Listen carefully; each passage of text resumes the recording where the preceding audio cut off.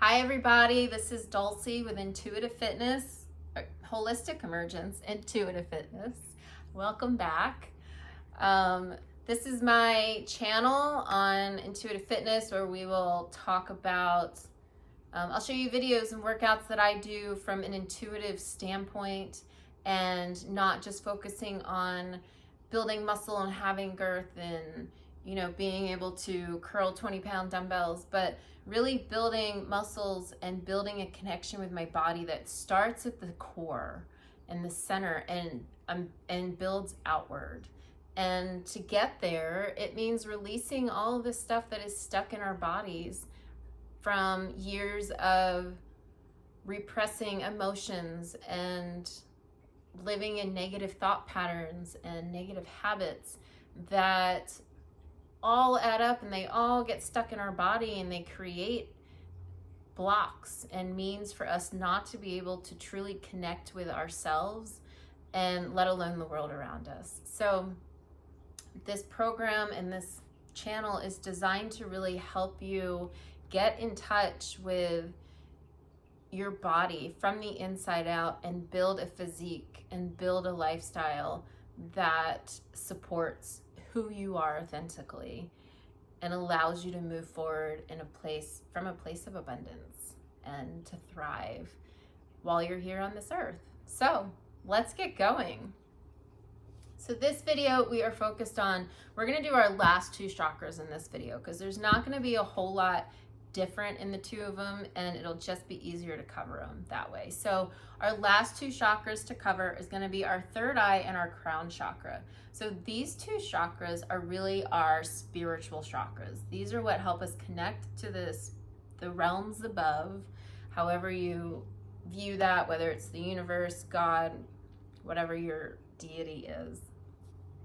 But these chakras being open and balanced allow us to connect to our intuition, allow us to connect to our spirituality and our soul, and allows us to see the world and the life that we're living from a place that is not ego-based, from a place that is whole and pure, and shows us what we are capable of doing if we really allow ourselves to connect to who we are and learn to listen to our inner voice and our intuition. So our third eye is going to be, it's our third eye. It's our eye to intuition, to seeing the world from a different lens.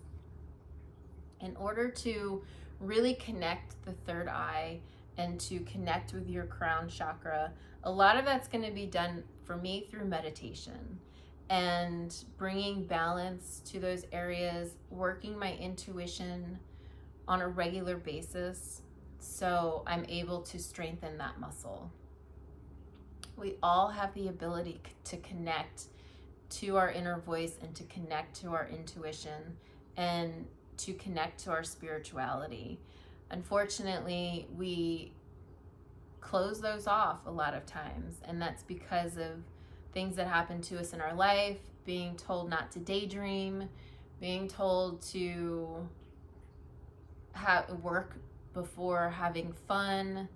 All these kinds of things can affect our ability to connect to our intuition because we were told not to, or it wasn't something that the world or society was ready to embrace from our own essence.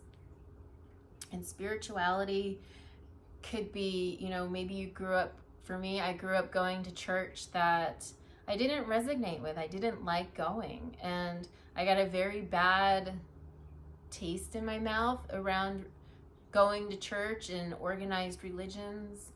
And so I closed that aspect off on myself as soon as I was able to, and I didn't have to still go to that church. I cut it out for the most part and just was like, I don't need it. But in coming back around full circle, I am very in touch with my spiritual side, and it's different than it was when I was a child, but I definitely have more of a understanding and a sense of gratitude for our spirituality and being able to connect to the realms outside of here and our spirit guides. And it's really helped me to get through things in my life and help give me a sense of support where I was lacking it in other ways. So I'm going to cover some ways to meditate.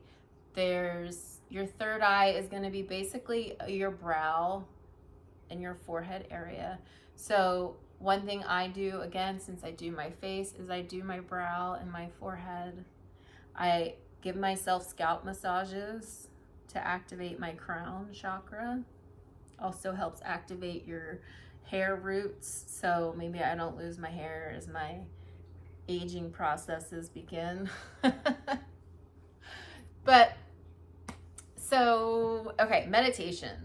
Meditation can be done so many different ways. And for me, I will really just listen to what my body is feeling for that day. And sometimes it's sitting up, sometimes it's laying down, sometimes it's starting in a hands and knees position. I really just kind of see, because my body wants to move versus sitting still through that meditation. It really just depends on what I feel my body needs, and that's what I give it. So don't feel that you have to, in order to meditate, you have to sit and you have to do this and that's the only way you can meditate. It's not. Listen to your body, do what feels best for you. Most of the time, if I know I'm going into a long meditation or I'm doing a focused guided meditation or sleep hypnosis that I know is, an hour or plus, I will lay down and then I'll let my body move from there. So you have lots of means. You can do walking meditations. If you like to get outside and hike or walk on nature trails or walk on the beach, make it a walking meditation. It's allowing your body. For me, the definition really of meditation is allowing your body to relax into itself, to quiet your mind so you're not getting all the chatter, and allow your mind and body to just be. And when you're at that point of being able to just be, you allow the energies in the universe around you to connect with your body and connect with your mind and your soul, to where instead of using your analytical mind and your subconscious thinking, you're able to open your mind to this whole other reality and realm, per se, that is there for us. You may get insights. You may see little clips of memories. You may have words that come up in your head. You may feel sensations in your body that you haven't felt before. There's so many things that can happen when we allow our bodies and our mind to just be. And it's really about disconnecting from that analytical brain and allowing it to quiet down so you can hear your inner voice and your intuition speaking to you. So ways to quiet your mind are, you can journal, you can do meditations in the beginning where you just let your thoughts run. For me, when I first started meditating, my mind was all over the place. And instead of trying to just shut those thoughts down, I allowed those thoughts to come up and then move on. And I was able to help them pass through and leave my mind versus sitting in there and kind of just like almost in this like holding cell where they were all just sitting there, like all these thoughts are like, okay, I'm here, I want you to hear me. And I kept trying to just push them away, and that just kept making them build up. But once I allowed them to just kind of, okay, you can have your moment, and then it passed on, I was able to then not have so much clutter in my mind and allow the thoughts to be quieter when I needed them to. So again, you have to just kind of listen to your body. And if you can't get your mind quiet right off the bat, that's okay. Don't give up. Keep working forward, keep working on meditating and quieting the mind so you can get to that point of being able to sit in a meditation or walk in a meditation where you can be present and in the moment of that beingness within your body. I don't know how else to say it. It's a very great feeling when you can feel your whole body just kind of being relaxed and present, and you're not feeling a bunch of tensions and thoughts and anxieties running around. And you can get there, trust me. And then, okay, so really connecting with your intuition. Let's keep this going. So for me, connecting with my intuition meant building a practice that allowed me to, one, understand within myself what was my intuition, what was my inner voice, and what was my ego, because they're all going to be different. But I would connect with my intuition, and you can do that by asking yourself first thing in the morning for something simple. And it can be help me to, or show me one thing today that I can do that will help me align to a higher version of myself. And just feel the words that you're saying to yourself. You don't have to say them out loud, but connect to it. And then go on your day. And just be mindful of anything that may come up that's out of the ordinary, that you see or you hear or you think that will trigger that mindfulness and be like, oh, wait, this could be something that would help me better myself.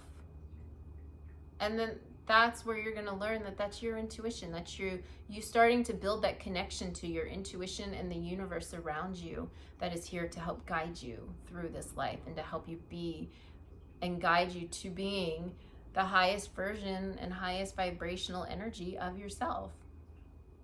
We just have to learn how to listen to it and tap into it, and it takes time.